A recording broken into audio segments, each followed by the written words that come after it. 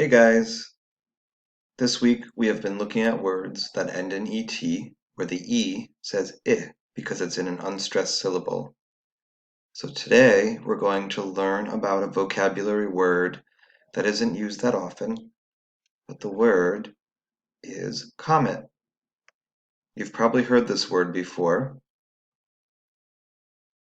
So the definition of a comet is a small chunk of dust and ice that travels through space. Phew! That was fun. The definition will be coming up as well. A comet is a small chunk of dust and ice that travels through space.